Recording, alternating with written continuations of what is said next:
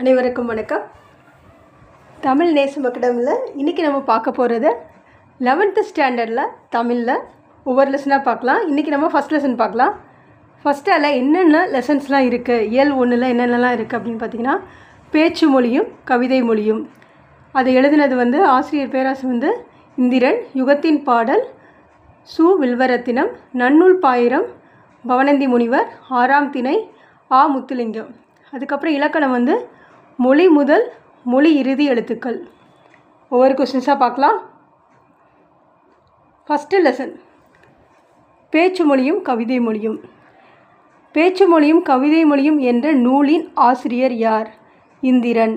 கவிதைகளை பேசுவது போல் எழுதுவதுதான் உத்தமம் என்றும் அதுவே மானுடத்துக்கு எழுத்தாளர்கள் செய்யும் கடமை என்றும் கூறியவர் யார்?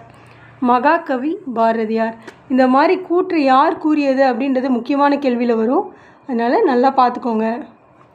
மொழி என்ற ஒன்று பிறந்தவுடன் உலகம் என்பதும் நான் என்பதும் தனித்தனியாக பிரிந்து தங்களை தனித்துவமாக நிலைநிறுத்தி கொள்கின்றன என்று கூறியவர் யார்? எர்னஸ்ட் காசிரர்.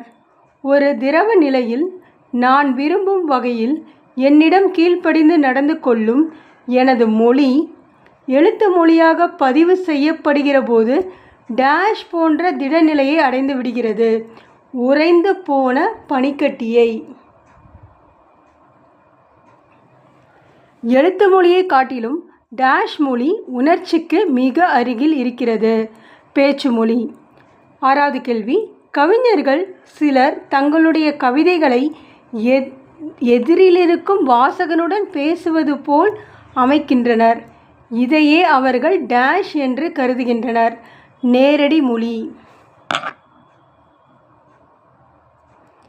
நேரடி மொழிதான் ஒரு கவிஞரை நிகழ்காலத்தவரா அல்லது இறந்த காலத்தவரா என்பதை நிர்ணயிக்கிறது என்று கூறியவர் மலையாள கவி ஆற்றூர் ரவிவர்மா. சிறந்த மலையாள கவி யார்? ஆற்றூர் ரவிவர்மா. 9வது கேள்வி. பேச்சு மொழியை கவிதையில் பயன்படுத்துபவர்களில் எத்தனை வகையினர் உண்டு? 3 வகையினர் உண்டு. 10வது கேள்வி. பேச்சு மொழியை கவிதையில் பயன்படுத்துபவர்களில் முதல் வகையை சேர்ந்தவர் யார்? Walt Whitman. யாருடைய கவிதைகளில் எந்த ஒரு சொல்லும் மற்றொரு சொல்லை விட முக்கியமானதாகி விடுவது இல்லை? Walt Whitman. இவர் முதல் வகை. பேச்சு மொழியை கவிதையில் பயன்படுத்துபவர்களில் 2ஆம் வகை சேர்ந்தவர் யார்? கவிஞர் மல்லார்மே. தங்களுக்கு தாங்களே உதடு பிரித்து பேசிக்கொள்ளும் வகை டேஷ். இவர்களுடைய கவிதைகளில் பேச்சு என்பது மூடிய நிலையில் செயல்படுகின்றது. அதாவது 2ஆம் வகை. அதில் சிறந்தவர் யார்? கவிஞர் மல்லார்மே. அடுத்து பாருங்கள். 14வது கேள்வி. குறியீட்டு கவிதை என்பது பொருளை பதிவு செய்வதன்று நினைவு கூறத்தக்க தருணங்களை பதிவு செய்வதாகும் என்றவர் யார்? கவிஞர் மல்லார்மே. இவர் 2ஆம் வகை. பேச்சு மொழியை கவிதையில் பயன்படுத்துபவர்களில் 3ஆம் வகையை சேர்ந்தவர் யார்? Pablo Neruda. இவர் ஸ்பானிஷ் மொழி கவிஞர். ஒரு கவிதை ஒரு பொருளை பற்றியது என்று தோன்றினாலும் அது அப்பொருளை பற்றியது அன்று, அது வாழ்க்கையின் வடிவமற்ற தன்மைகளை பற்றியது அப்படின்னு சொன்னவர் பாப்லோ நெருடா. வால்ட் விட்மன் எந்த நாட்டை சேர்ந்த கவிஞர்? அமெரிக்கா. புது கவிதை இயக்கத்தை தோற்றுவித்தவர் யார்? Walt Whitman. புல்லின் இதழ்கள் அதாவது லீவ்ஸ் ஆஃப் கிராஸ் என்ற உலக புகழ்பெற்ற நூலை எழுதியவர் யார்? Walt Whitman. கனவொன்று நான் கண்டேன், உலகெல்லாம் திரண்டு வந்து ஒன்று சேர தாக்கினாலும் என்ற கவிதையை இயற்றியவர் யார்? Walt Whitman. ஸ்டெஃபன் மல்லார்மே எந்த நாட்டை சேர்ந்த கவிஞர்? பிரான்ஸ். 22வது கேள்வி. இவரை புரிந்து கொள்வதன் மூலம் குறியீட்டையும் புரிந்து கொள்ள முடியும். ஸ்டெஃபன் மல்லார்மே.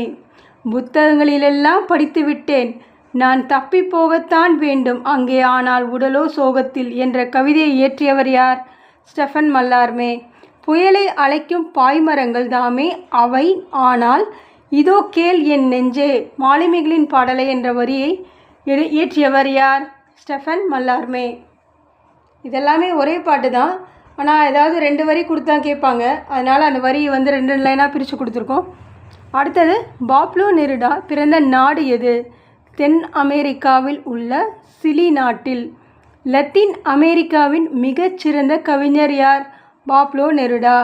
பாப்லோ நெருடா இலக்கியத்திற்கான நோபல் பரிசை பெற்ற ஆண்டு 1971. இதெல்லாம் ரொம்ப முக்கியமான கேள்வி. களைத்த போன கத்திரிக்கோளால் காலத்தை வெட்ட முடியாது. பகலின் பெயர்கள் அனைத்தையும் இரவின் நீர் அழைக்கின்றது என்ற கவிதையை இயற்றியவர் யார்? Pablo Neruda. தூங்கும்போது நான் நானாக இல்லையெனில் விழித்தெழுந்த பின் நான் யார் என்ற கவிதையை இயற்றியவர் பாப்லோ நெருடா. தமிழன் கவிதை இயல் என்ற நூலை எழுதியவர் சிவத்தம்பி. எந்திரன், இந்த பேச்சு மொழியும் கவிதை மொழியும் இருக்கு இல்லையா, அதை எழுதினவர். அவரோட இயற்பெயர் ராஜேந்திரன். இந்த இயற்பெயர் கண்டிப்பாக ஒரு கேள்வி வரும், அதனால் கண்டிப்பாக வந்து எல்லாரோட இயற்பெயரும் நீங்கள் ஒரு நோட்ஸ் மாதிரி எடுத்து வச்சுட்டு படிச்சிங்கன்னா கொஞ்சம் ஈஸியாக இருக்கும். பறவைகள் ஒருவேளை தூங்க போயிருக்கலாம் என்ற மொழிபெயர்ப்பு நூலுக்காக ராஜேந்திரன் சாகித்ய அகாடமி விருது பெற்ற ஆண்டு 2011. பறவைகள் ஒருவேளை தூங்க போயிருக்கலாம் என்ற நூலை எழுதிய ஓரிய மொழி கவிஞர் யார்? மனோரமா பிஸ்வாஸ். இவர் எழுதினது தான் இவர் என்ன பண்ணார், தமிழில் மொழிபெயர்த்தார். இந்திரன் எழுதிய கவிதை தொகுப்புகள். இதெல்லாமே ரொம்ப முக்கியமான கேள்வி. முப்படை நகரம், சாம்பல் வார்த்தைகள், இது கவிதை தொகுப்பு. அடுத்தது, அவர் எழுதிய கட்டுரை நூல்கள் தமிழ் அழகியல், நவீன ஓவியம். இந்திரன் நடத்திய இதழ்கள் வெளிச்சம், நுண்கலை. கவிதை மொழிபெயர்ப்புகள், அதாவது இப்போ வந்து வால்ட் விட்மன் அவங்களாம் இருக்காங்க இல்லையா, அவங்க ஆங்கிலத்தில் எழுதியிருப்பாங்க, அதை தமிழில் யார் மொழிபெயர்த்திருக்காங்க? இது வந்து மேட்ச் அந்த மாதிரி கூட கேட்கலாம், பொறுத்துக்க மாதிரி கூட கேட்கலாம், இல்லை கேள்வியாகவும் கேட்கலாம். அதனால் நல்லா பார்த்துக்கோங்க. இதெல்லாம் ரொம்ப முக்கியமான கேள்வியில் வரும். வால்ட் விட்மன் ஆங்கிலத்தில் இருந்து தமிழில் யார் மொழிபெயர்த்தாங்க அவர் எழுதிய கவிதைகளை அப்படின்னு பார்த்தீங்கன்னா சங்கர் ஜெயராமன். அடுத்த மல்லார்மே, இவர் வந்து ஃப்ரெஞ்சு மொழியில் எழுதியிருப்பார். ஃப்ரெஞ்சு மொழியில் இருந்து தமிழில் மொழிபெயர்த்தவர் யார் அப்படின்னா ஸ்ரீராம். அடுத்தது பாப்லோ நெருடா, இவர் வந்து ஆங்கிலத்தில் இருந்து தமிழில் மொழிபெயர்த்தவர் யார் அப்படின்னா வெங்கடாச்சலபதி. அதாவது பாப்லோ நெருடா வந்து ஆங்கிலத்தில் கவிதை எழுதியிருப்பார், அதை தமிழில் மொழிபெயர்த்திருப்பாங்க.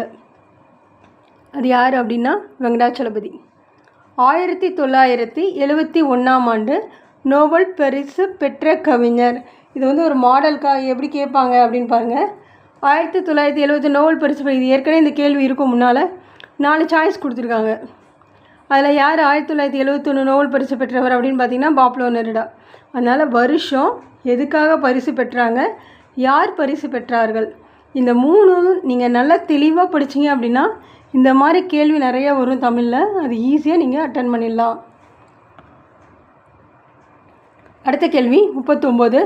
சாகித்ய அகாடமி விருது பெற்ற பறவைகள் ஒருவேளை தூங்க போயிருக்கலாம் என்பது டேஷ் மொழியிலிருந்து மொழிபெயர்க்கப்பட்டது. கீழே 4 ஆப்ஷன்ஸ் இருக்குது. ஆங்கில மொழி, ஃப்ரெஞ்சு, லத்தீன, ஓரிய மொழி. ஓரிய மொழியிலிருந்து தான் மொழிபெயர்த்திருப்பாங்க. அடுத்தது 2011 ஆண்டு சாகித்ய அகாடமியின் விருது பெற்ற நூல். 4 ஆப்ஷன்ஸ் இருக்குது. பறவைகள் ஒருவேளை தூங்க போயிருக்கலாம், அதுதான் வந்து தொகுப்பு, அதுக்காக தான் வந்து விருது கொடுத்துருப்பாங்க. புதுக்கவிதை இயக்கத்தை தோற்றுவித்தவர் வால்ட் விட்மன். குறியீட்டு கவிதையை உருவாக்கியவர் ஸ்டெஃபன் மல்லார்மே. வாழ்க்கையின் வடிவமற்ற தன்மையை பற்றி பேசும் கவிதை படைப்பவர் பாப்லோ நெருடா. பாருங்கள், 4 ஆப்ஷன்ஸ் மாதிரி கொடுத்துருக்காங்க. கீழ்கண்டவற்றுள் சரியான விடையை பொருத்தி காண்க அப்படின்னு கொடுத்துருக்காங்க. 4 ஆ ஆ ஈன்னு கொடுத்துருக்காங்க. கீழே வந்து 1 2 3 4 அப்படின்னு கொடுத்துருக்காங்க. அப்படின்னா என்னென்னா, ஆக்கு கீழே என்ன பொருத்தமாக இருக்குது இந்த 4ல். புதுக்கவிதை இயக்கத்தை தோற்றுவித்தவர் யார்? Walt Whitman. அப்போ நேருக்கு நேர் பொருந்தது. குறியீட்டு கவிதை அப்படின்னாலே வந்து ஸ்டெஃபன் மல்லார்மே தான். அடுத்து தேசிய கவிஞர் உங்களுக்கே தெரியும், மகாகவி பாரதியார். இலக்கியத்திற்கு நோபல் பரிசு பெற்றவர் யார்? Pablo Neruda. இந்த மாதிரி தான் உங்களுக்கு பொருத்தி மாதிரி கூட கேட்பாங்க. அடுத்து பாருங்கள், ஒரு விடை கொடுத்துருவாங்க, அந்த விடைக்கு ஏற்ற மாதிரி நீங்கள் வினா அமைங்க அப்படின்னு சொல்லுவாங்க. இது கண்டிப்பாக ஒரு மாடல், கண்டிப்பாக ஒரு கொஸ்டின் வந்துடும். அதனால் புக் பேக்கில் இருக்கிற எல்லாத்தையுமே நம்ம பார்க்கலாம். மொழி என்ற ஒன்று பிறந்தவுடன் உலகம் என்பதும் நான் என்பதும் தனித்தனியாக பிரிந்து தங்களை தனித்துவமாக நிலைநிறுத்தி கொள்கின்றன. இது வினா. விடை கேட்குறது வினா. நான் எப்படி சொல்லுவேன்? உலகம் என்பதும் நான் என்பதும் தனித்தனியாக பிரிந்து தங்களை தனித்துவமாக நிலைநிறுத்தி கொள்வது எப்போது? அடுத்த பாருங்கள், வால்ட் விட்மன் போன்றவருடைய கவிதைகளில் ஒரு சொல்லும் மற்றொரு சொல்லை விட முக்கியமானதாகி விடுவதில்லை. இது விடை. இந்த விடைக்கேற்ற வினா என்னது? எவர் போன்றவருடைய கவிதைகளில் எந்த ஒரு சொல்லும் மற்றொரு சொல்லை விட முக்கியமானதாகி விடுவதில்லை. 4 ஆப்ஷன்ஸ் இருக்கும். 4 ஆப்ஷன்ஸும் கிட்டத்தட்ட ஒரே மாதிரி தான் இருக்கும். அதை நீங்கள் கரெக்டாக வினா எதுன்னு பார்த்து சூஸ் பண்ணணும். குறியீட்டு கவிதை என்பது பொருளை பதிவு செய்வதன்று நினைவு கூறத்தக்க தருணங்களை பதிவு செய்வதாகும். இந்த விடைக்கேற்ற வினா என்னது? குறியீட்டு கவிதை என்பது எதை பதிவு செய்வதன்று, எவற்றை பதிவு செய்வது. கவிதைக்குள் உலவும் மொழியில் தாக்கம் கவிதைக்கான உலகத்தை கட்டி எழுப்புகிறது. இது விடை. இந்த விடைக்கேற்ற வினா என்னது? கவிதைக்குள் உலவும் மொழியின் தாக்கம் எதற்கான உலகத்தை கட்டி எழுப்புகிறது. மொழி என்ற ஒன்று என்னுள் தோன்றியவுடன் உலகம் எனது கவனிப்புக்குரிய ஒன்றாக மாறியது. இது விடை. இந்த விடைக்கேற்ற வினா என்னது? எந்த என்று என்னுடன் தோன்றியவுடன் உலகம் எனது கவனிப்புக்குரிய ஒன்றாக மாறியது. அடுத்தது யுகத்தின் பாடல். என்னம்மை ஒற்றியெடுத்த நெற்றி முன் அழகே என தொடங்கும் பாடலின் ஆசிரியர் யார்? வில்வரத்தினம். கபாடபுரங்களை காவு கொண்ட பின்னும் காலத்தால் சாகாத தொல்கனிமங்களின் என்ற கவிதை இயற்றியவர் யார்? வில்வரத்தினம். இது யுகத்தின் பாடல் அந்த தொகுப்பிலிருந்து வந்தது. ஏடு தொடக்கி வைத்து என்னம்மை மண்ணிலே தீட்டி திட்டி எழுது வைத்த அப்படின்றது ஒரு கவிதை. இது வில்வரத்தினம். மரபு சார்ந்த செய்யுள்களின் கட்டுப்பாடுகளில் இருந்து தன்னை விடுவித்து கொண்ட கவிதைகளை டேஷ் என்பர். புதுக்கவிதை படிப்போரின் சிந்தனைக்கு ஏற்ப விரிவடையும் பன்முகத்தன்மை கொண்டது. புதுக்கவிதை. சு. வில்வரத்தினம் யாழ்ப்பாணத்தில் உள்ள டேஷ் தீவில் பிறந்தார். புங்குடு தீவு. அதாவது இந்த எந்தெந்த ஊரில் பிறந்தாங்க அதை பொறுத்துக்க மாதிரி கூட கேட்பாங்க. அதனால் அதையும் நல்லா படிச்சுக்கோங்க. வில்வரத்தினத்தின் கவிதைகள் உயிர்த்தெழும் காலத்துக்காக என்ற தலைப்பில் தொகுக்கப்பட்ட ஆண்டு 2001. தன் இனத்தையும் மொழியையும் பாடாத கவிதை வேரில்லாத மரம் கூடில்லாத பறவை என்ற கவிதையை இயற்றியவர் யார்? ரொம்ப ரொம்ப முக்கியமான கேள்வி. இதுக்கு முன்னாலேயும் கேட்டிருக்காங்க. தன் இனத்தையும் மொழியையும் பாடாத கவிதை வேரில்லாத மரம் கூடில்லாத பறவை என்ற கவிதையை இயற்றியவர் யார்? ரசூல் கம்சதேவ். இலக்கண குறிப்பு. வழி வழி, தீட்டி தீட்டி, ரெண்டாக அடுத்தடுத்து வருது பார்த்தீங்களா? அதை பிரித்தா பொருள் தரும் அப்படின்னா அது அடுக்கு தொடர். அடுத்தது பாருங்கள், தொழுதவர், உழுதவர், விதைத்தவர், வியர்த்தவர் அப்படின்றதுலாம் வினையாளனின் பெயர். நிறைமணி கனை கடல் இது வினைத்தொகை. அதாவது ஒரு வினை வரும், பின்னாலே பெயர் பின்னால் வரும். சாகாத, எழுகின்ற, இது எல்லாமே என்னது? பெயரெச்சங்கள். உரமெல்லாம், உரமெல்லாம் அப்படின்றது தொகுத்தல் விகாரம். அதாவது அப்படி வர வேண்டியது உரமெல்லாம் அப்படின்னு வந்திருக்கு. அப்படின்னா என்னது? தொகுத்தல் விகாரம். மலை முகுடு, இதான் உங்களுக்கு கேள்வி. அது எப்படி இருக்கும் அப்படின்னா, மலையின் கண் உள்ள முகடு. அதான் ஃபுல் இதை அது ஷார்ட் பண்ணி ஒரே வார்த்தையாக மலை முகடுன்னு சொல்கிறாங்க. அப்போ 7ஆம் வேற்றுமை உருவும் பயனும் உடன் தொக்க தொகை. இதில் 7ஆம் உறுப்பு என்னது? கண். உறுப்புகள் உங்களுக்கே தெரியும், 8 உறுப்பு வரும். முதலும் கடைசியும் கிடையாது. ஐயாளுக்கும் இன்னது கண் அப்படின்னு சொல்லுவாங்க. இதில் கண் வருது இல்லையா? இதுதான் 7ஆம் உறுப்பு. மறைஞ்சு நின்று அதுக்கான பயனை தரதுனால 7ஆம் வேற்றுமை உருவும் பயனும் உடன் தொக்க தொகை. தொகைன்னா என்னது? மறைஞ்சு வர்றது. அடுத்தது விரல் முனை. விரலினது முனை அப்படின்ற அர்த்தம் தான் விரல் முனை. இதில் அது அப்படின்ற வேற்றுமை உருவு மறைஞ்சு வர்றதுனால இது 6ஆம் வேற்றுமை தொகை. சரிங்களா? அடுத்த பகுபத உறுப்பிலக்கணம். ஆக்சுவலாக இந்த வேற்றை உருவு வந்து பார்த்திங்கன்னா ஒரு வார்த்தை கொடுத்துட்டு கீழே 4 ஆப்ஷன்ஸ் கொடுப்பாங்க. இல்லைனா ஒரு வார்த்தை கொடுத்துட்டு அதோட வேர்ச்சொல் என்ன அப்படின்னு கூட கேட்பாங்க. அடுத்தது பகுபத உறுப்பிலக்கணம். தீட்டி இது எப்படி பிரிக்கும்? தீட்டு ப்ளஸ் இ. ஃபஸ்ட்டு வர்றது பகுதி. தீட்டு அப்படின்றது ஒரு பகுதி. ஈன்றது என்னது? வினையெச்ச விகுதி. அப்படின்னா தீட்டின்றது என்னது? வினையெச்சம். எழுகிற எழுகின்ற இது எப்படி பிரிக்கும்? எப்படி பிரிப்போம் நம்ம? எழு ப்ளஸ் கின்று ப்ளஸ் ஆ. எழுன்னு என்னது? பகுதி. கின்றுன்னு என்னது? நிகழ்கால இடைநிலை. கிரு கின்று ஆ நின்று இது மூணுமே வந்து பார்த்திங்கன்னா நிகழ்கால இடைநிலை. ஆன்றது பெயரச்ச விகுதி. அடுத்தது புணர்ச்சி விதி.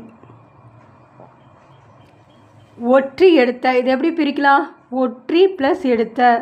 இதில் பாருங்கள் ஒற்றி இது எப்படி வந்து பிரித்து இப்படி வருது அப்படின்னு வந்து பார்த்திங்கன்னா இதில் ஒற்றி அப்படின்றதுல இரி இருக்கு இல்லையா? அது எப்படி வந்து நம்ம பிரிக்கலாம்? இரு கூட்டல் ஈன்னு பிரிக்கலாம் இல்லையா?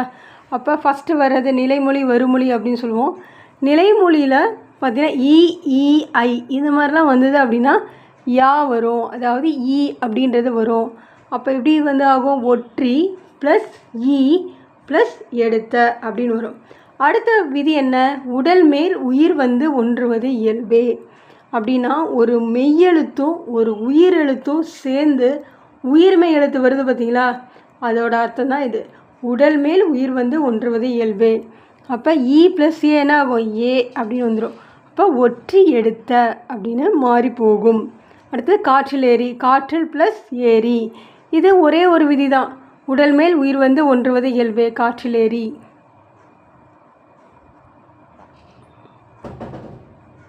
பல்லாண்டு. பல்லாண்டு எப்படி பிரிப்பாங்க? பல் கூட்டல் ஆண்டுன்னு பிரிச்சிடாதீங்க தயவுசெய்து. பல ப்ளஸ் ஆண்டு அப்படின்னு சொல்லி பிரிப்போம். சரியா? பல சில இந்த மாதிரி வார்த்தைலாம் வருது அப்படின்னா அந்த பக்கத்துலேயே அதாவது அந்த அகரம் இல்லைன்னா அதாவது ஆ அப்படி வருது இல்லையா? அந்த மாதிரி வந்ததுன்னா அது வந்து இரட்டிச்சிடும். அதாவது அது மெய்யெழுத்து லா போய் இல்லு வந்துடும். அப்போ பா இல் ப்ளஸ் ஆண்டு அப்படின்ற ஒரு விதிப்படி மாறி போகும். அடுத்தது தனிக்குறில் முன் ஒற்று உயிர்வரின் இரட்டும். தனிக்குறில்ன்றது என்னது? ஆ இருக்கு இல்லையா? அந்த இல்லு அதுபடி வந்துச்சு அப்படின்னா 2 ஆகிடும். அதான் இல்லு வந்து என்ன ஆகும்? 2 ஆகிடும். இல் இல் அப்படின்னு மாறிடும்.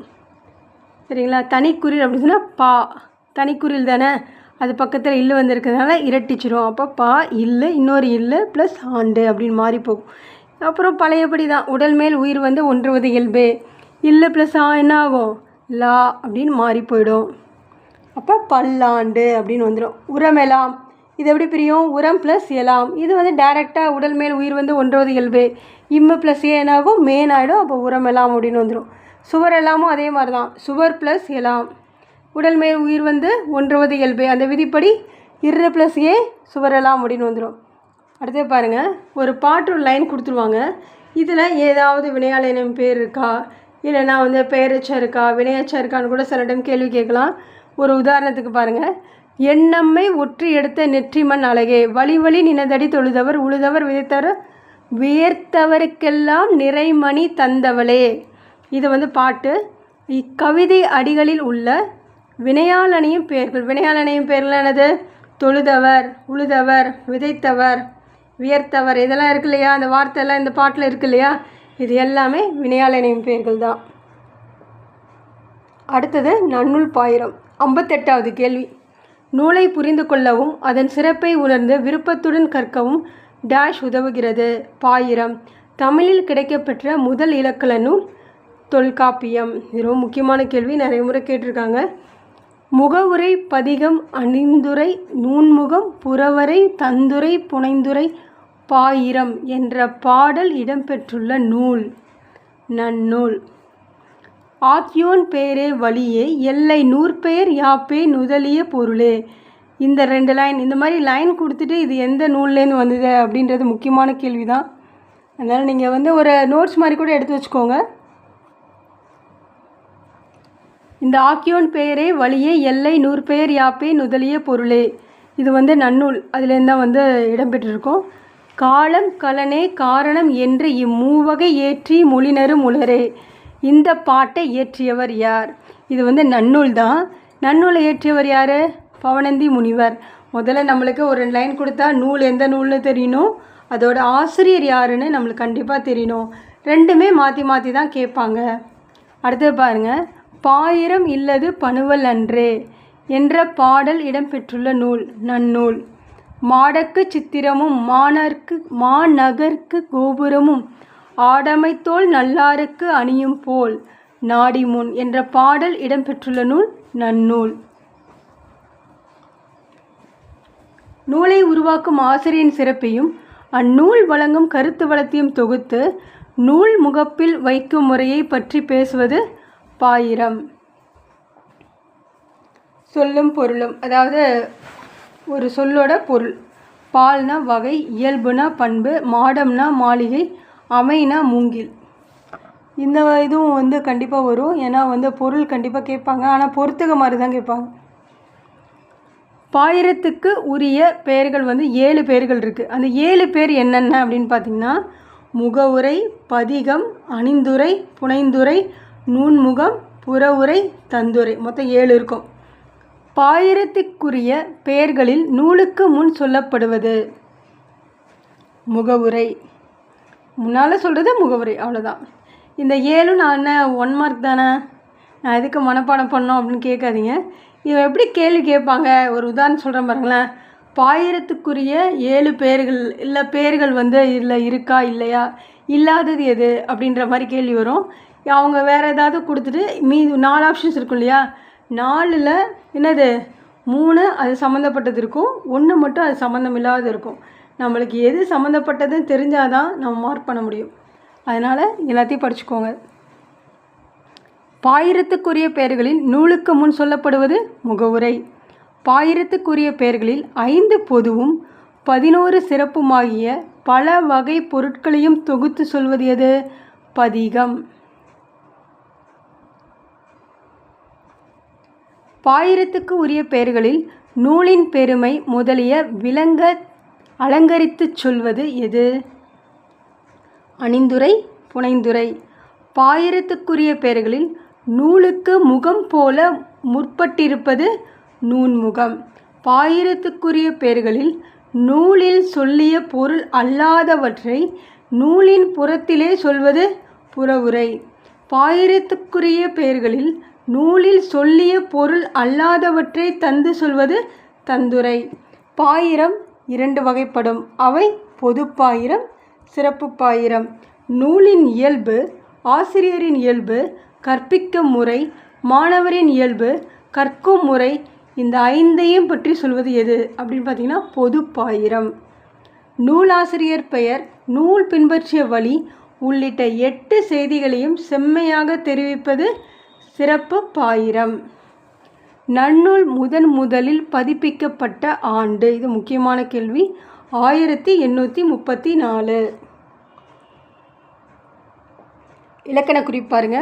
மாநகர், மா அப்படின்னு வந்தாலே அது உரிச்சொல் தொடர் தான். காட்டல், கோடல் இது எல்லாமே வந்து பார்த்திங்கன்னா தொழிற்பெயர். கேட்போர், கொள்வோன், ஆக்கியோன் இதெல்லாம் வினையாளனின் பெயர். 5ம் முற்றுமை. அமைத்தோல் உமைத்தொகை, ஆடமை வினைத்தொகை. அடுத்து பகுபத உறுப்பு இலக்கணம். வைத்தார், இது எப்படி பிரிக்கலாம்? வை ப்ளஸ் இத்து ப்ளஸ் இத்து ப்ளஸ் ஆர். வை பகுதி, இத்து சந்தி. இத்து வந்து இறந்த கால இடைநிலை. இறந்த கால இடைநிலை என்னென்னா இத்து, இட்டு, இரு, இன்னு இந்த 4மே வந்து இறந்த கால இடைநிலை.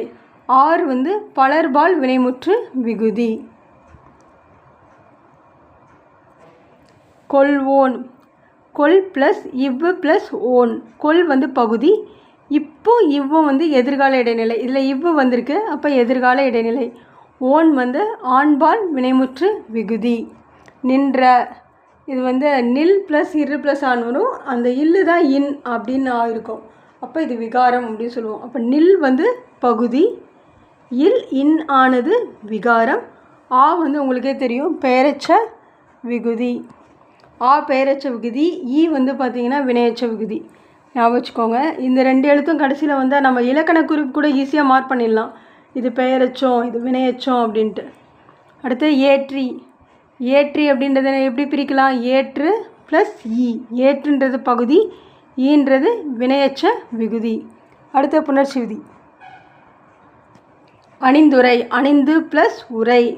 இதில் பாருங்கள், உயிர்வரின் உட்குரல் மெய் விட்டோடும் அப்படின்னா என்னென்னா, முதல்ல இருக்கு இல்லையா நிலைமொழி வருமொழியில் வந்து பார்த்திங்கன்னா தூ இருக்கு இல்லையா, அந்த தூள் இருக்கிற இந்த குட்டியல் உகரம் சொல்லுவாங்க இல்லையா, குசுடு துபுரு அப்படின்னு சொல்லுவாங்க, அதில் இருக்கிற உகரம் போயிடும், மெய்யெழுத்து மட்டும் இருக்கும். இத்தூவை எப்படி பிரிப்பீங்க? இத்து கூட்டல் ஊன்னு பிரிப்போமா? அந்த ஊ போயிடும், அப்போ இத்து மட்டும்தான் இருக்கும். அப்போ என்னெல்லாம் இருக்கும்? அணிந்த் ப்ளஸ் உரை அப்படின்னு இருக்கும். அடுத்து எப்போதுமே இத்து ஊவும் சேர்த்து ஒரு மெய்யெழுத்தும் ஒரு உயிரெழுத்தும் சேர்ந்தால் உயிர்மெய் எழுத்து வந்துடும். அப்போ இத்து ப்ளஸ் ஊ தூ அப்படின்னு மாறி போயிடும். அப்போ ரெண்டாவது விதி என்னது? உடல் மேல் உயிர் வந்து ஒன்றுவது இயல்பே. அப்போ ரெண்டு விதிப்படி அணிந்துரை அப்படின்னு மாறி இருக்கும். பொது சிறப்பு, பொது ப்ளஸ் சிறப்பு. இது வந்து பார்த்திங்கன்னா இயல்பினம் விதியினம் நின்ற உயிர் முன் கசத்தப மிகும். அதாவது பொது இந்த ரெண்டு இருக்கு இல்லையா, ரெண்டு இப்போ நிலைமொழி வருமில்ல, ஒன்று இடத்துல தூ வருது, அடுத்தது சி வருது. இந்த மாதிரி ரெண்டுமே உயிராக இருந்தது, உயிரெழுத்தாக இருந்துச்சு, உயிர்மெய் எழுத்தாக இருந்துச்சு அப்படின்னா என்ன ஆகும்? அதில் இந்த வருமொழி இருக்கு இல்லையா, அதில் என்னென்னா கசத்தப இந்த மாதிரி வருதுன்னு வச்சுக்கோங்களேன். க ச த ப இந்த மாதிரி எழுத்துலாம் வந்தால் அது இரட்டிச்சிடும். அதாவது இப்போ சி இருக்கு இல்லையா, சா வரிசை தானே, அப்போ இச் அப்படின்ற இன்னொரு எழுத்து வந்துடும், மெய் எழுத்து வந்துடும். அப்போ பொது சிறப்பு அப்படின்னு மாறி போயிடும். அடுத்து பயனோடு. பயன் ப்ளஸ் ஓடு. உங்களுக்கு ஆல்ரெடி தெரிஞ்சது தான், ஒரு மெய்யெழுத்து ஒரு உயிரெழுத்து. அப்போ உடல் மேல் உயிர் வந்து ஒன்றுவது இயல்பே. இப்போ இன்னு ப்ளஸ் ஓ நோன் அப்படின்னு மாறும். அப்போ பயனோடு அப்படின்னு மாறிடும். அடுத்து முன்னுரை. முன் ப்ளஸ் உரை. இது ஆல்ரெடி ஏற்கனவே சொல்லியாச்சு. தனிக்குறில் முன் ஒற்று வந்து என்ன ஆகும்? இரட்டிக்கும் அப்படின்ட்டு. இதில் தனிக்குறில் என்னது? மூ, இன்னு வந்து ஒற்று. அப்போ ஒற்று வரும்போது மறுபடியும் இன்னொரு இன்னு வரும். அப்போ முன் உரை அப்படின்னு வந்துடும். ஆல்ரெடி உங்களுக்கு தெரியும், ஒரு மெய் எழுத்தும் உயிர் எழுத்தும் வந்து என்ன ஆகும்? உடல் மெய் உயிர் வந்து ஒன்றுவது இயல்பே. அந்த விதிப்படி உயிர்மெய் எழுத்தாக மாறிடும். அப்போ முன்னுரை அப்படின்னு மாறி போகும். நூன் முகம். நூல் ப்ளஸ் முகம். இது கொஞ்சம் வித்தியாசமாக தெரியும். எப்படி பாருங்கள், இந்த லா இருக்கு இல்லையா, இந்த சொல்லுவாங்க லட்டுக்கு வரலா, பள்ளிக்கு வரலா அப்படின்னு சொல்லுவாங்க. அந்த மாதிரி வந்துச்சு அப்படின்னா வருமொழியில் இந்த மெல்லினம் வந்தால், மெல்லினம் என்னென்ன எழுத்து? ஞன நமன அப்படின்னு சொல்லுவாங்க, ஞா ஞா அப்படி வரிசை சொல்லுவாங்க இல்லையா, அந்த எழுத்துல ஏதாவது ஒரு எழுத்து வந்துச்சுன்னு வச்சுக்கோங்களேன், ஒன்று, அதாவது லட்டுக்கு வர லா வந்தால் ரெண்டு சொல்லி நாவாக மாறும். அதுவே வந்து பள்ளிக்கு வர லா வந்துச்சுன்னா மூணு சொல்லி நாவாக மாறிடும். அது ஒரு விதி. இது எல்லாமே, இந்த விதி எல்லாமே நன்னூல் தான். லா வேற்றுமையில் மெலிமை நனவும் ஆகும் அப்படின்றது மாறி போகும். அப்போ இல்லைன்றது இன்னுன்னு மாறி போகும். அதாவது ரெண்டு சொல்லி இன்னா மாறும். அப்போ நூன் ப்ளஸ் முகம் அப்படின்னு மாறும். இதில் வந்து பார்த்திங்கன்னா எதுவுமே சேராது. அப்போ என்ன ஆகும்? நூன் முகம். அடுத்து பாருங்கள் நூற்பெயர். இதுவும் அதே மாதிரி தான். இதுவும் பாருங்கள், இப்போ லாலா மெல்லின வந்தால் ஓகே, அதுவே வந்து வல்லின வந்தால் என்ன பண்ணுறது? அப்போ வந்து ரா வரும். அதாவது லட்டுக்கு வர லா வந்தால் ராவா மாறும். அதுவே பள்ளிக்கு வந்த லாவா வந்துச்சுன்னா டாவா மாறிடும். அப்போ என்ன விதி? லாலா வேற்றுமையில் வலி வரின். வலினா வந்து நம்மளுக்கு தலைவலி கைவலி கிடையாது, வல்லினம். சரிங்களா? வலி வரின் ரடவும் ஆகும் அப்படின்னு வரும். அப்போ இல்லை என்னவா மாறும்? இர்ரா மாறி போகும். நன்னூல். நன்னூல் எப்படி பிரியுது? நன்மை ப்ளஸ் நூல். இதில் பாருங்கள், மை இருக்கு இல்லையா, நன்மையில் வர மை எழுத்து ஈறுபோதல் என்ற விதிப்படி மை கெட்டுடும். அப்போ நன் ப்ளஸ் நூல் அப்படின்னு இருக்கும். இது இன்னொரு விதி. அதாவது நூ இருக்கு இல்லையா, நூலில் அது வந்து நாலா முன் ரணவும் ஆகும் தானாக்கள். அது நா வரிசையில் வர்றதுனால அந்த நன் இருக்கு இல்லையா, அந்த இன்னோட இன்னொரு, அதாவது நூ, அதாவது ஊ வரிசையில் வந்து பார்த்திங்கன்னா என்ன வரும்? நூ வரும் இல்லையா, அதுவாக மாறிடும். அப்படின்ற விதிப்படி என்னது? நன்னூல் என மாறியது. அதே மாதிரி தந்துரை. தந்துரை எப்படி பிரிப்பீங்க? தந்து ப்ளஸ் உரை. ஏற்கனவே சொல்லியிருக்கோம் நம்ம. குற்றியலுகுற எழுத்துக்கள் தந்தில் வருது, தூ வருது இல்லையா, இந்த குற்றியலுகுற எழுத்தில் வர ஊ வந்து போயிடும். அப்போ என்ன வரும்? தந்து ப்ளஸ் உரை அப்படின்னு வரும். எப்போது இன்னொரு விதி என்ன இருக்குது? உங்களுக்கு ஏற்கனவே தெரியும், உடல் மேல் உயிர் வந்து ஒன்றுவது இயல்பே. அப்போ தந்துரை அப்படின்னு மாறிடும். இத்து ப்ளஸ் ஊ தூன் மாறிடும். அடுத்து பாருங்கள் பொதுப்பாயிரம். பொது ப்ளஸ் பாயிரம். இது ரொம்ப ஈஸி தான். இயல்பினம் விதியினம் நின்ற உயிர் முன் கசத்தப மிகும். தூ இருக்கு சரிங்களா, உயிர்மெழுத்து. அடுத்து பா இருக்குது. பா வந்து என்னது கா ச த பா. இந்த பா வரிசையில் ஒரு எழுத்து. அப்போ இப் அப்படின்ற இன்னொரு எழுத்து என்ன ஆகும், இரட்டிக்கும். அப்போ பொது பாயிரம் அப்படின்னு மாறிடும். தொல்காப்பியத்தை முதல் நூலாக கொண்டு வந்த வழிநூல் எது? நன்னூல். தமிழ் இலக்கண நூலாகிய நன்னூல் பவணந்தி முனிவரால் எழுதப்பட்ட நூற்றாண்டு 13ஆம் நூற்றாண்டு. இதெல்லாம் ரொம்ப முக்கியமான கேள்வி. நன்னூல் எத்தனை அதிகாரங்களை கொண்டுள்ளது? 2 அதிகாரங்களை கொண்டுள்ளது. அது என்னன்னு பார்க்கலாம். எழுத்ததிகாரம், சொல்லதிகாரம். நன்னூலில் இடம்பெற்றுள்ள எழுத்து அதிகாரத்தில் உள்ள பகுதிகள் எவை? எழுத்தியல், பதவியல், உயிரிற்று புணரியல், மெய்யிற்று புணரியல், உருபு புணரியல். அதே மாதிரி நன்னூலில் இடம்பெற்றுள்ள சொல் அதிகாரத்தில் உள்ள பகுதிகள் 5. அது என்னென்னு பார்த்தீங்கன்னா பெயரியல், வினையியல், பொதுவியல், இடையியல், உரியியல். யார் வேண்டுகோளுக்கு இணங்க பவணந்தி முனிவர் நன்னூலை இயற்றினார் என்று பாயிரம் குறிப்பிடுகிறது? சீய கங்கன். சமண மதத்தின் 8ஆம் தீர்த்தங்கரான சந்திரபிரபாவின் கோவில் எங்குள்ளது? ஈரோடு மேட்டுப்புதூர் அப்படின்ற பிளேஸில். பவணந்தியாரின் உருவச்சிலை ஈரோடு மாவட்டத்தில் டேஷ் என்னும் ஊரில் உள்ளது. மேட்டுப்புதூர். நன்னூலுக்கு தொடர்பு இல்லாதது டேஷ். கீழே 4 ஆப்ஷன்ஸ் கொடுத்துருக்காங்க. அதாவது இப்போ நீங்கள் முகவுரை, பதிகம் அந்த மாதிரிலாம் படித்தோம் இல்லையா, இப்போ அதே மாதிரி தான் கொடுத்துருக்காங்க பாருங்கள். ஃபஸ்ட் ஆப்ஷன் பாருங்கள், முகவுரை, பதிகம், அணிந்துரை. இது எல்லாமே நன்னூலுக்கு தொடர்புடையது தான். நூன்முகம், புறவுரை, தந்துரை இதுவும் தொடர்புடையது தான். வேற்றுமை அணி, வேற்று பொருள் வைப்பணி இது வந்து அணி சம்மந்தப்பட்டது. அப்போ இது தொடர்பில்லாதது. அடுத்த ஆப்ஷன் பாருங்கள், பொதுப்பாயிரம், சிறப்பாயிரம். இதுவும் வந்து அந்த நன்னூலில் இருக்கிற அதிகாரங்கள் தான். அப்போ தொடர்பே இல்லாத என்னது, வேற்றுமை அணியும் வேற்று பொருள் வைப்பணியும் தான். அப்போ அதுதான் விடை. இந்த மாதிரி தான் உங்களுக்கு கேள்வி வரும்.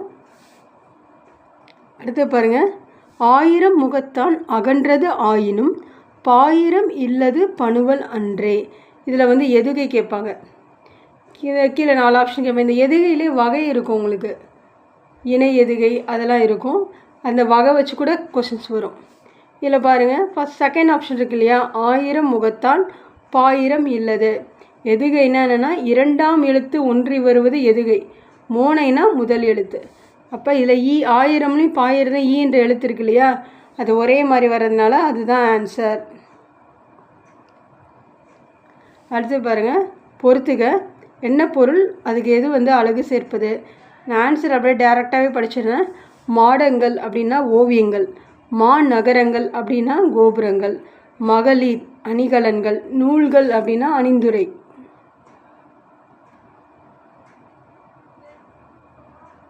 அடுத்த லெசன் 6ஆம் திணை. 6ஆம் திணை என்ற சிறுகதையை இயற்றியவர் யார்? முத்துலிங்கம். ராபின்சன் குரூசோ என்ற நூலை எழுதியவர் யார்? Daniel tifo. அடுத்த பாருங்கள், வெஞ்சின வேந்தன் பகை அலை கலங்கி வாழ்வோர் போகிய பேர் ஊர்பால் அப்படின்ற வரி இடம்பெற்ற நூல் யாது? நற்றினில 153வது பாடலில் இருந்து வந்திருக்கு. இது எழுதினது தனிமகனார்.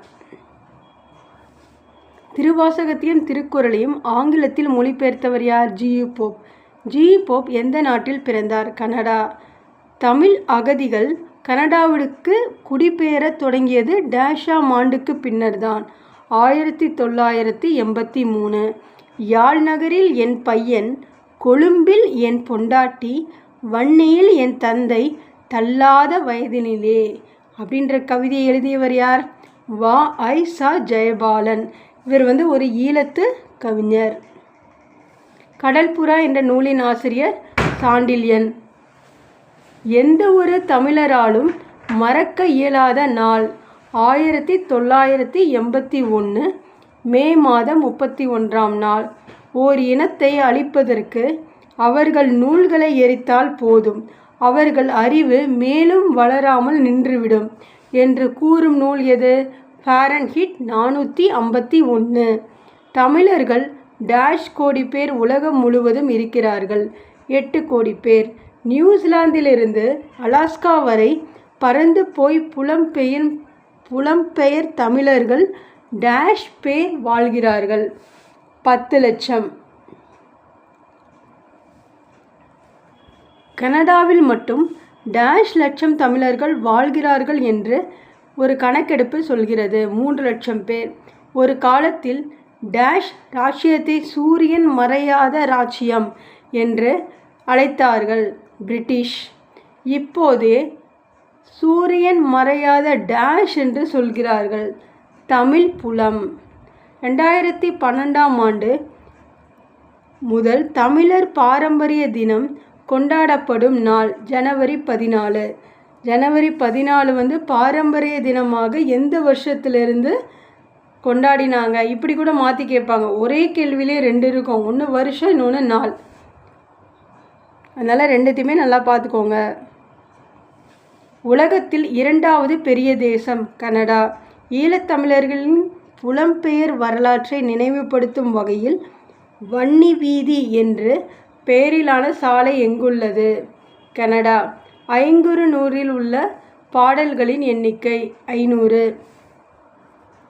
6ஆம் திணை என்பது பனியும் பனி சார்ந்த இடமும். முத்துலிங்கம், அதாவது முத்துலிங்கம் இலங்கை யாழ்ப்பாணத்தில் உள்ள டேஷ் என்ற கிராமத்தில் பிறந்தார். கொக்குவியல். முத்துலிங்கம் தற்போது எங்கு வசித்து வருகிறார்? கனடா. முத்துலிங்கம் எழுதிய சிறுகதை தொகுப்புகள். இது இந்த மாதிரி கூட கேட்பாங்க. இவர் எழுதிய சிறுகதை என்ன, கவிதை என்ன, அவர் எழுதின பேர் மட்டும் நம்மளுக்கு தெரிஞ்சால் போதும். அது சிறுகதையா, கவிதையா, உரைநடையா, அதையும் நம்ம தெரிஞ்சு வச்சுக்கணும். அப்போ தான் உங்களுக்கு ஆன்சர் ஈஸியாக மார்க் பண்ண முடியும். சிறுகதை தொகுப்புகள். அக்கா, மகாராஜாவின் ரயில் வண்டி, திகட சக்கரம். அடுத்து பாருங்கள். முத்துலிங்கம் வம்ச விருத்தி அப்படின்ற ஒரு சிறுகதை தொகுப்புக்காக தமிழ்நாடு அரசின் முதல் பரிசினை பெற்ற ஆண்டு 1996. முத்துலிங்கம் வடக்கு வீதி என்ற சிறுகதை தொகுப்புக்காக இலங்கை அரசின் சாகித்ய அகாடமி விருதை பெற்ற ஆண்டு 1999. அடுத்து பாருங்கள். இலக்கணம். இலக்கணம் பார்த்திங்கன்னா மொழி முதல் இறுதி எழுத்துக்கள். காவிரி, டமாரம், ரெக்கை, பாரதி, ராக்கி, கோதை, டப்பா ஆகிய சொற்களில் தமிழ் சொற்கள் எது அப்படின்னு பார்த்திங்கன்னா காவிரி, இன்னொன்று கோதை. சரிங்களா? அடுத்து பாருங்கள். மொழி முதல் எழுத்துக்கள் எத்தனை? 22. சொல்லின் முதலில் வரும் எழுத்துக்கள் என்னென்ன பார்த்திங்கன்னா உயிரெழுத்துக்கள் 12. மெய்யெழுத்துக்கள் மெய் வடிவில் சொல்லுக்கு முதலில் வருவதில்லை. அவை உயிரெழுத்துகளோடு சேர்ந்து உயிர்மெய் வடிவிலே மொழிக்கு முதலில் வருகின்றன. மெய்களில் டேஷ் என்னும் 10 வரிசைகள் சொல்லின் முதலில் வரும். இதெல்லாம் நல்லா ஞாபகம் வச்சுக்கோங்க. இதில் 2 கொஸ்டின் இருக்குது. என்னென்னா சொல்ல முதல்ல வர உயிர்மெய் எழுத்து அது என்னன்னு பார்த்தீங்கன்னா 10. எண்ணிக்கையும் கேட்கலாம். 10 எழுத்தா, 12 எழுத்தா, 15 எழுத்தான்னு. இல்லைனா அது என்னென்ன எழுத்து அதையும் கேட்கலாம். சரிங்களா? க, ஞ, ச, ஞ, த, ந, ப, ம, ய, வ. டேஷ் என்னும் சொல்லில் மட்டுமே ஞா முதலில் வரும். ஞனம் அப்படின்ற சொல்ல மட்டும்தான் வரும் ஞா. டேஷ் என்னும் 8 வரிசைகள் சொல்லின் முதலில் வருவது இல்லை. ஏற்கனவே 10 வரிசை வரும்னு சொல்லிட்டாங்க. வரிசையில் 10 வரிசை வரும்னா 8ன்னா அது கண்டிப்பாக வராது. அது என்னென்ன எழுத்து? ட, ந, ர. 3 விதமான லாவுமே வரும். சரிங்களா? அடுத்தது ர, ந. இதை நீங்கள் எப்படி ஈஸியாக ஞாபகம் வச்சுக்கலான்னா 2 ரா இருக்குது. சரிங்களா? அதே மாதிரி நாளில் பார்த்திங்கன்னா 2 சுழினாவும் இருக்கும், 3 சுழினாவும் இருக்கும். அதுவும் சொல்லுக்கு முதல்ல வராது. லால 3 லா இருக்குது. சரிங்களா? இது எதுவுமே சொல்லுக்கு முதல்ல வராது. சரிங்களா? இன்னொன்று புதுசாக படிக்கிறது அப்படின்னா டா மட்டும்தான். டா உங்களுக்கே தெரியும் வராதுன்னு. டேஷ் சொல்லின் முதலில் வராது. ஆயுத எழுத்து. சுட்டெழுத்துக்கள் எவை? அ, இ, உ. வினா எழுத்துக்கள் எவை? ஏ, யா. உஞ்ஞனம் என்பது தற்போது டேஷ் வழக்கில் இல்லை. தமிழகம் வழக்கில் இல்லை. உங்கு, உஞ்ஞனம் போன்ற சொற்களை யார் பயன்படுத்தி வருகின்றனர்? இலங்கை தமிழர். மொழி முதல் எழுத்துக்கள் உயிரெழுத்து 12, மெய்யெழுத்து 10, மொத்தம் 22. மொழி இறுதி எழுத்துக்கள் எத்தனை? 24. அது என்னென்ன எழுத்துன்னு பாருங்கள். உயிரெழுத்து 12, மெய்யெழுத்து 11, குற்றியலுகரம் 1, மொத்தம் 24. மொழி இறுதியில் வராத எழுத்துக்கள் வல்லினமை. ஏற்கனவே சொல்லுவாங்க, கசட தபரன்னு சொல்லுவாங்க. இப்போ அந்த வல்லினமை இக்கு, இச்சு, இட்டு, இத்து, இப்பு, இரு. மெல்லினமையில் இஞ்சு மட்டும்தான். அது இந்த எழுத்துக்கள் மட்டும்தான் அது மொழியின் இறுதியில் வராத எழுத்துக்கள். இன்றைய வழக்கில் இவை சொல்லுக்கு இறுதியில் எழுத்தாக வருவது இல்லை. இன்னு, இன்னு, இவ்வு. தமிழரசி, தமிழ் ப்ளஸ் அரசி, இவற்றில் முதலில் நிற்கும் சொல்லை என்னன்னு சொல்லுவோம்? டேஷ்ன்னு சொல்லலாம். அதோடு சேர்ந்து சேரும் சொல்லை என்னது? டேஷ் என்றும் அழைப்பர். நிலைமொழி வருமொழி. அதாவது இப்போ தமிழரசி அப்படின்ற ஒரு வார்த்தை இருக்குதுன்னு வச்சுக்கோங்களேன். அது நம்ம எப்படி பிரிப்போம்? தமிழ் ப்ளஸ் அரசி அப்படின்னு வரும். ஃபஸ்ட்டு வருது இல்லையா தமிழ் அப்படின்னு, அதுதான் நிலைமொழி. அதுக்கு அடுத்து வருது பார்த்திங்களா, அதை தொடர்ந்து அதுதான் வருமொழி. நிலைமொழியும் வருமொழியும் இணைவது என்னன்னு சொல்லுவோம்? புணர்ச்சி அப்படின்னு சொல்லுவாங்க. நிலைமொழியின் இறுதி எழுத்து உயிர் மெய்யாக இருந்தாலும் அதன் இறுதியில் நிற்கும் வடிவம் உயிர் என்றால் அது உயிர் ஈறு அப்படின்னு சொல்லுவாங்க. அப்படின்னா என்ன பாருங்கள், ஒரு எக்ஸாம்பிள் மாதிரி கொடுத்துருக்கேன், அப்போ தான் உங்களுக்கு ஈஸியாக புரியும். நிலைமொழி, இப்போ மணி மாலை அப்படின்னு ஒரு வார்த்தை இருக்குது. இது எப்படி நம்ம பிரிப்போம்? மணி ப்ளஸ் மாலை.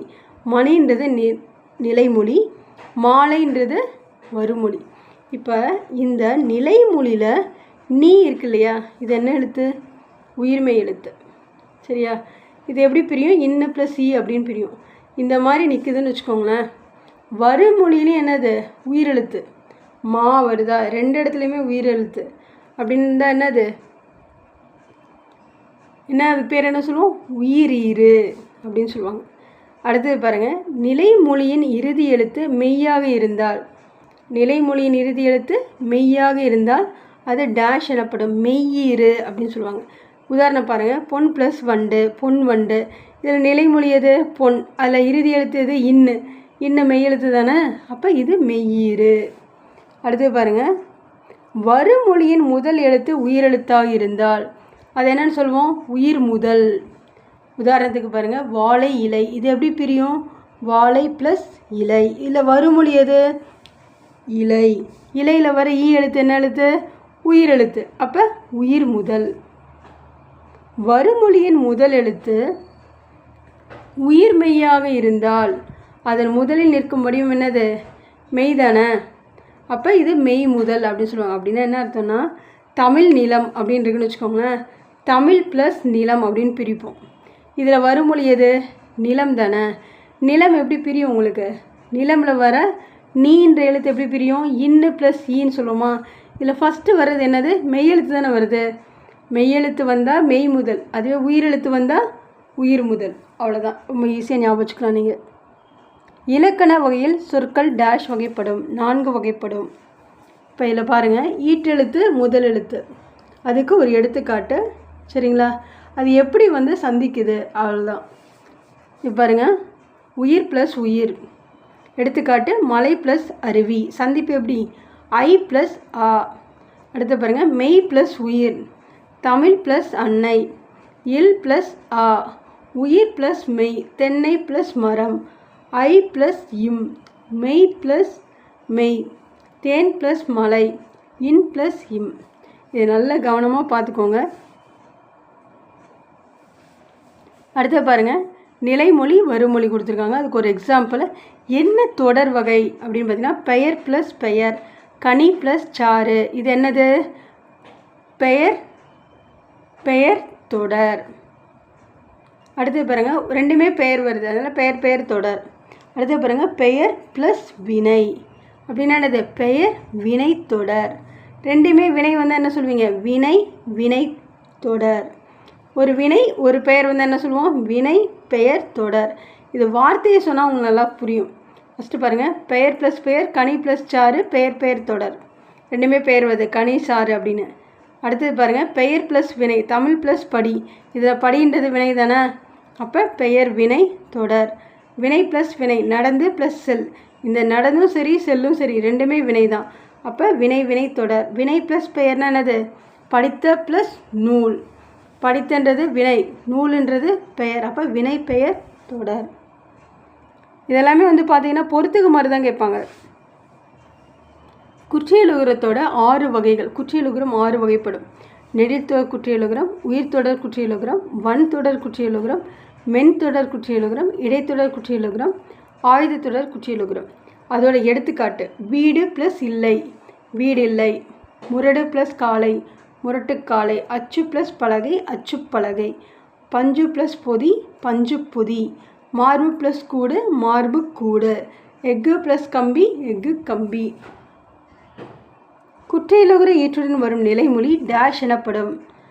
குற்றியலுகர ஈறு 2 பேர் இருக்குது, அல்லது குற்றியலுகர நிலைமொழி.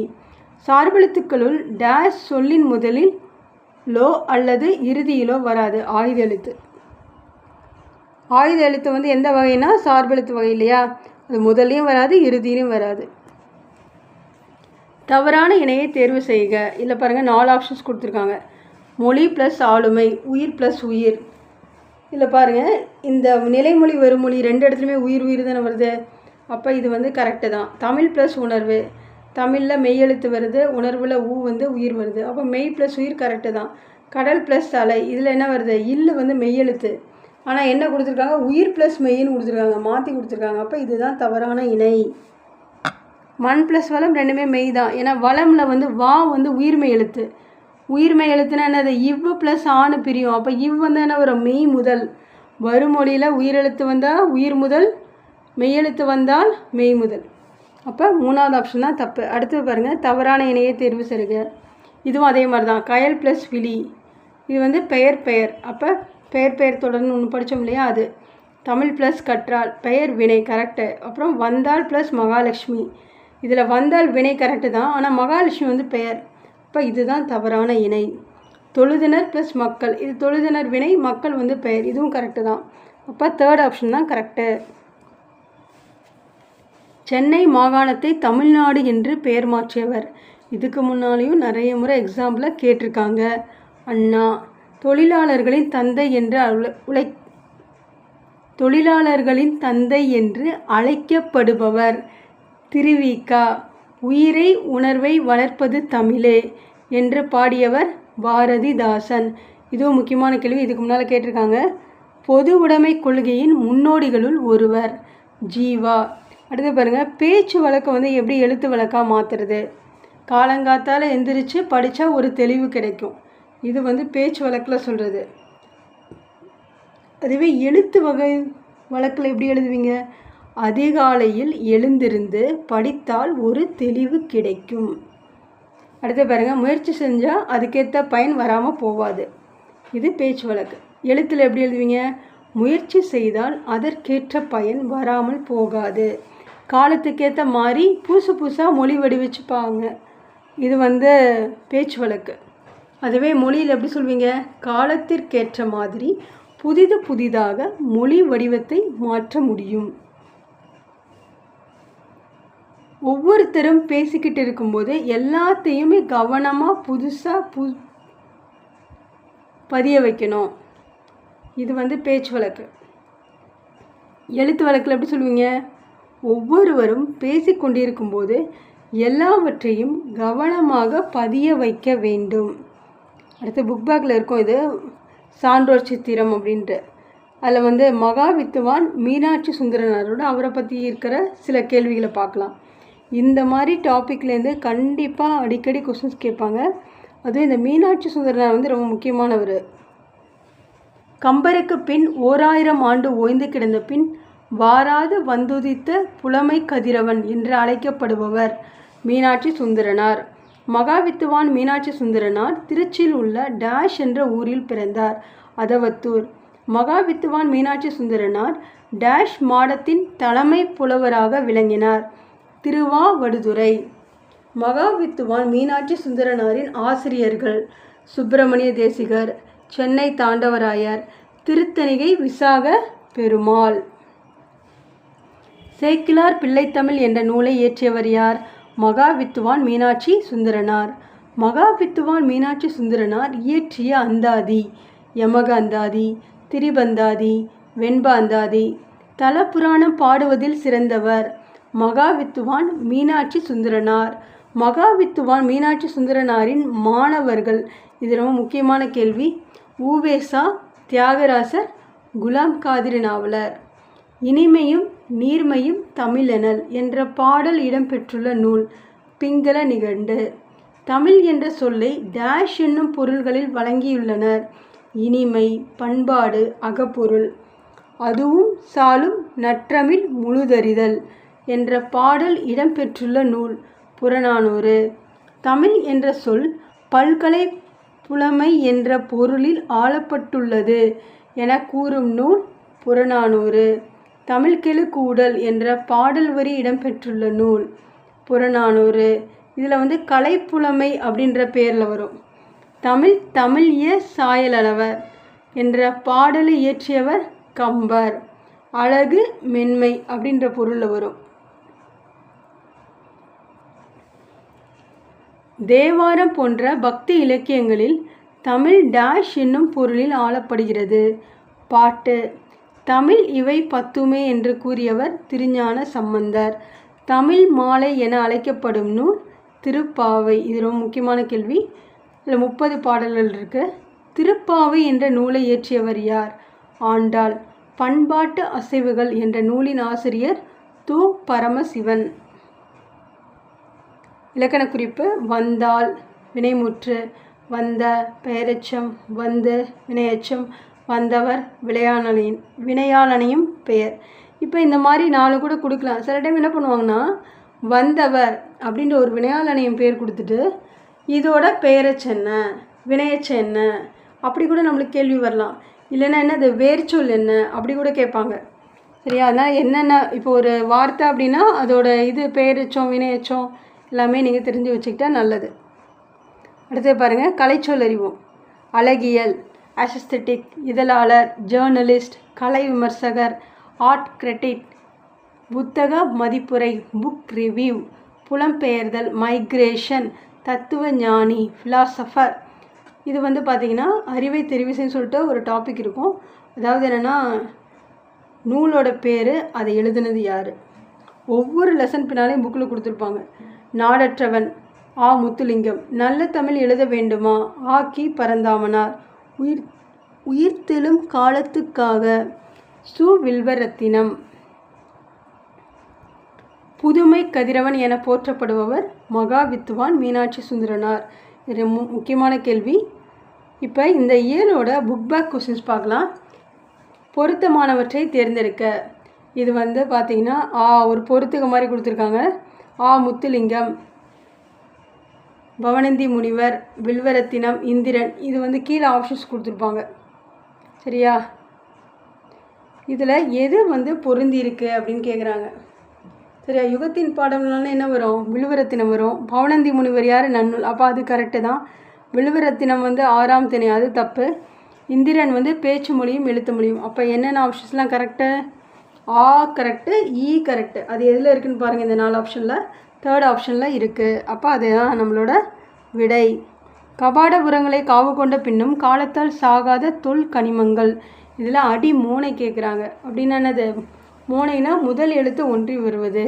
இப்போ பாருங்கள், 3rd ஆப்ஷன் தான் வரும். கபாடபுரங்களை காலத்தால் காக்கா வருது இல்லையா? காக்கா வர்றது மட்டும் கிடையாது, அடுத்தடுத்த அடியிலையும் வரணும். பாயிரம் இல்லது டேஷ் அன்றே, பணுவல் அன்றே. ஒரு திரவ நிலையில் நான் விரும்பும் வகையில் என்னிடம் கீழ்ப்படிந்து நடந்து கொள்ளும் எனது மொழி எழுத்து மொழியாக பதிவு செய்யப்படுகின்ற போது உறைந்து போன பனிக்கட்டியை போன்ற திடநிலையை அடைகிறது. இதிலிருந்து உணர்த்தும் கருத்து. இது ரொம்ப ரொம்ப முக்கியமான மாடல் கேள்வி. இதுலேருந்து கண்டிப்பாக ஒரு கேள்வி இந்த மாடலில் கண்டிப்பாக வந்துடும். ஒரு 2 லைன் கொடுத்து இது உணர்த்தும் கருத்து என்ன அப்படின்னு கேட்பாங்க. 4 ஆப்ஷன்ஸ் கொடுத்துருக்காங்க பாருங்கள். இந்த 4 ஆப்ஷனில் ஃபஸ்ட் ஆப்ஷன் மொழி என்பது திரவ நிலையில் தப்பு. அடுத்தது பாருங்கள், பேச்சு மொழி எழுத்து மொழியை விட திரவ பொருளாக உருவகப்படுத்தப்படுவதில்லை. இதுவும் தப்பு தான். எழுத்து மொழியை விட பேச்சு மொழி எளிமையானது. கண்டிப்பாக நம்ம பேசுகிற மொழி தமிழ் வேறு, நம்ம எழுத்தில் எழுதுகிற மொழி வேறு. எது நம்மளுக்கு ஈஸியாக இருக்கும் புரிஞ்சுக்கிறதுக்கு? பேச்சு மொழி தான். அப்போ இதுதான் கரெக்டான ஆப்ஷன். அடுத்து பாருங்கள், மொழி முதல் எழுத்துக்களின் அடிப்படையில் முறையானதை கண்டுபிடிக்க. இது பாருங்கள் 4 ஆப்ஷன்ஸ் கொடுத்துருக்காங்க.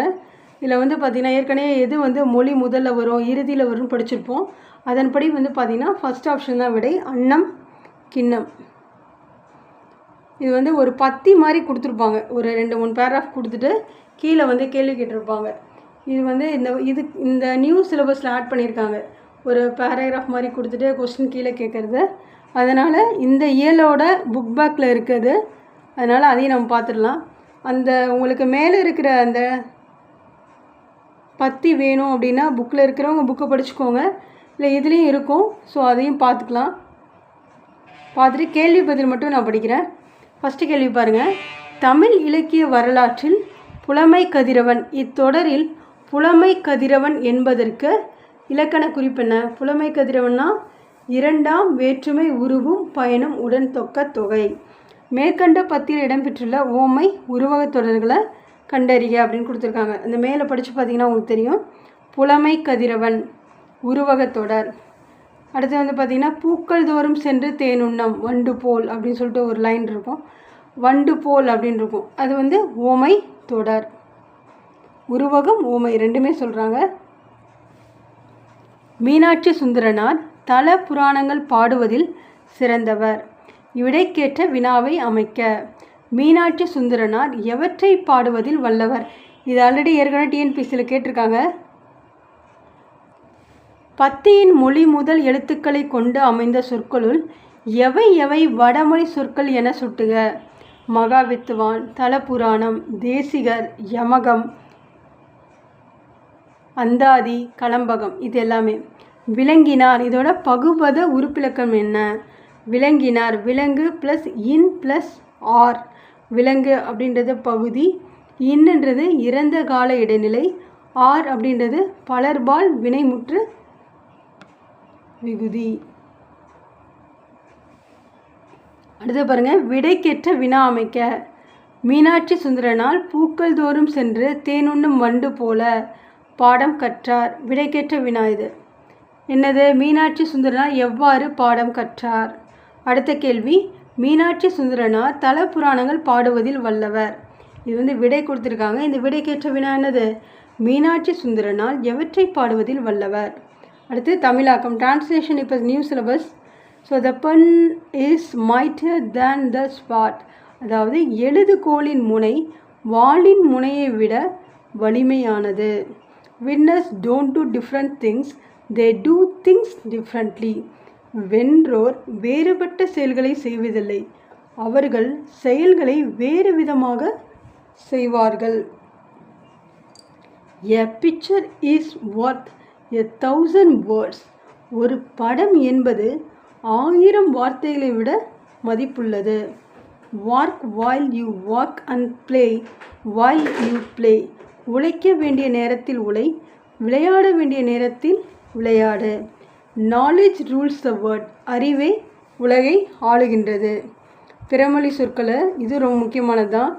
பாருங்கள், வாடகை குடிக்கூலி, மாதம் திங்கள், போலீஸ் காவலர், நிச்சயம் உறுதி, உத்தரவாதம் உறுதி, சந்தோஷம் மகிழ்ச்சி, சம்பளம் ஊதியம், ஞாபகம் நினைவு, வருடம் ஆண்டு, தேசம் நாடு, வித்தியாசம் வேறுபாடு, உற்சாகம் பூரிப்பு, விசா நுழைவு இசைவு, பாஸ்போர்ட் கடவுச்சீட்டு, கம்பெனி நிறுவனம், பத்திரிகை நாளிதழ், கோரிக்கை வேண்டுதல், யுகம் ஊழி, ராட்சியம் மாநிலம் நாடு ஆட்சி, எது வேணாலும் சொல்லலாம். சரித்திரம் வரலாறு, முக்கியத்துவம் முதன்மை, சொந்தம் உறவு, சமீபம் அண்மை, தருணம் உரிய வேலை தக்க சமயம். இது எல்லாமே புக்கில் இருக்கிறது. இதை தவிர்த்து சில வார்த்தைகள் இருக்குது, அதையும் சேர்த்தே பார்த்துடலாம். பந்து உறவினர், அலங்காரம் ஒப்பனை, லட்சணம் அழகு, அனுபவம் பட்டறிவு, நட்சத்திரம் விண்மீன், ஜனங்கள் மக்கள், நமஸ்காரம் வணக்கம், கும்பாபிஷேகம் குடமுழக்கு, ஆசீர்வதித்தல் வாழ்த்துதல், சம்பிரதாயம் மரபு, ஜாஸ்தி மிகுதி, விஷயம் செய்தி, நாஷ்டா சிற்றுண்டி, அங்கத்தினர் உறுப்பினர், அபூர்வம் புதுமை, ஆராதனை வழிபாடு, உபயோகம் பயன், அபிஷேகம் திருமுழுக்கு, ஜென்ம நட்சத்திரம் பிறந்தநாள், சிரஞ்சீவி திருநிறை செல்வன். இதுவும் அதே மாதிரி தான் ஒரு பத்தி மாதிரி கொடுத்துருப்பாங்க. அதை படிச்சுட்டு நம்ம கீழே என்ன பண்ணோம், விடை எழுதணும். நம்ம டைரெக்டாக கேள்வியை பார்த்துடலாம், கேள்வி பதிலை பார்த்துடலாம். தமிழ் என்னும் சொல்லுக்குரிய பல்வேறு பொருட்கள் யாவை? இந்த பேராகிராஃப்லேயே இருக்கும். இனிமை, பண்பாடு, அகப்பொருள், அழகு, மென்மை, பாட்டு என்பன தமிழ் என்னும் சொல்லுக்குரிய பல்வேறு பொருட்கள். பத்தியில் உள்ள அளபடை அதுவும், இது செய்யுள் செயலபடை, தளிய சொல்லி செயலபடை. தமிழ் என்றவுடன் உங்கள் மனதில் தோன்றுவதை ஒரு வரியில் குறிப்பிடுக. தமிழுக்கு அமுதென்று பெயர். இது பாரதிதாசன் பாட்டு. திருப்பாவைக்கு ஆண்டாள் குறிப்பிடும் பெயர் என்னது? ஏற்கனவே வந்திருக்கும். இது தமிழ் மாலை. பத்தியின் மைய கருத்திற்கேற்ப ஒரு தலைப்பிடுக. காலந்தோறும் தமிழ். இப்போ இந்த இயலோட ஒவ்வொரு லைனுக்கும் ஒரு கொஸ்டின் மாதிரி நம்ம எடுத்திருப்போம். இப்போ நியூ சிலபஸில் இலக்கணத்துக்கு தான் ரொம்ப இம்பார்ட்டன்ஸ் கொடுத்துருக்காங்க. ஸோ அதுக்கேற்ற மாதிரி புக் பேக்கில் இருக்கிற எல்லா இலக்கணத்துக்கான எல்லா கேள்வியுமே இதில் இருக்கும். நீங்கள் நல்லா படிங்க, நல்லா ப்ரிப்பேர் பண்ணுங்கள், உங்கள் ஃப்ரெண்ட்ஸ் எல்லாருக்கும் ஷேர் பண்ணுங்கள், சப்ஸ்கிரைப் பண்ணுங்கள், மறக்காமல் லைக் பண்ணுங்கள். சரிங்களா? ஃபாலோ பண்ணிகிட்டே இருங்க, எல்லாருக்கும் ஷேர் பண்ணுங்கள். All the best. நன்றி, வணக்கம்.